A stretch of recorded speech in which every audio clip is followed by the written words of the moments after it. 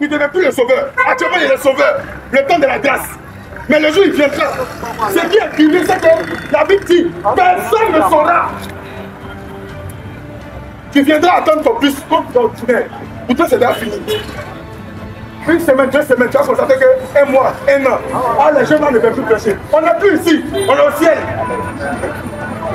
Ah! Oui, je l'ai dit. Parce qu'un chrétien peut dire, j'ai l'assurance de mon salut. Un chrétien peut le dire, parce que l'esprit témoignage dans notre esprit que nous sommes enfants de Dieu. Si tu n'as pas encore ce témoignage dans ton cœur, et que c'est mon mère, je te réponds en même temps, tu vas pas au paradis. Parce que pour aller au paradis, il faut une foi faite. Dieu doit te convaincre. Si tu n'es pas convaincu par Dieu dans ton cœur, parce que celui qui envoie au paradis, c'est Dieu. C'est lui qui va te dire, petit, c'est bon, c'est bon. Si tu n'as pas convaincu, ton ton maillot.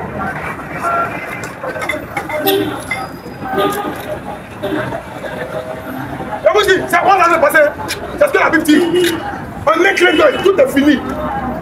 Les gens continuent, ils vont prendre l'argent, acheter, ils vont vendre, ils vont continuer à construire. Attends, c'est fini pour moi.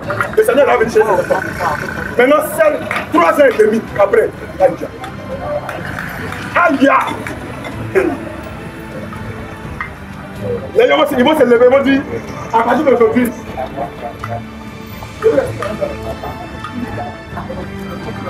à partir d'aujourd'hui, il y a une seule religion. Ça a déjà commencé à se mettre en place, l'écuménisme. Ça a commencé. C'est que les gens appellent nouvel ordre mondial. Sinon, le vrai nouvel ordre mondial, c'est le règne de Jésus-Christ. Voilà. C'est le règne de paix. Pendant 1000 ans, c'est ça le nouvel ordre mondial. Mais les hommes, le diable fait son petit show d'abord sur la terre. Donc l'écuménisme va prendre forme. Donc toutes les grandes religions, le judaïsme, le christianisme, en griffe, dirigé par les Romains, et l'islam. C'est les 3 grandes religions sur la terre. Il faut se mettre ensemble pour faire une seule religion mondiale.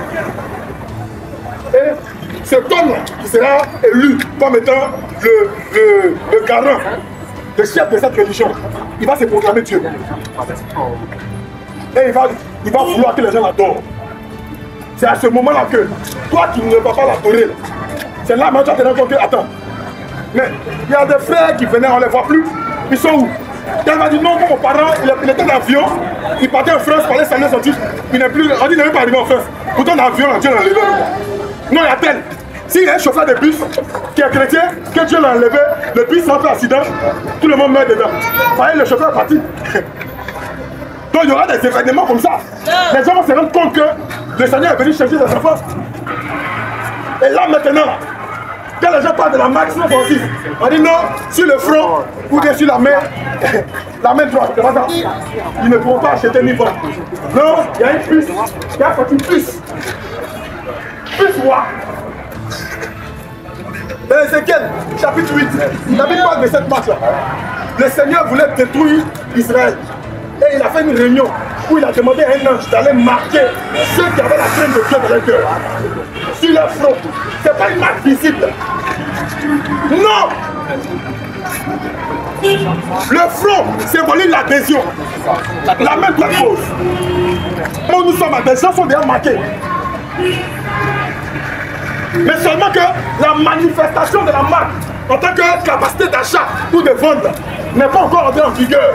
Ça va rentrer en vigueur quand l'écuménisme va se mettre en place. Quand ils vont imposer ça, il y a des gens qui sont déjà des idolâtres, qui adorent déjà des statues et n'auront pas de problème à adorer ce monsieur-là. Ils sont déjà marqués.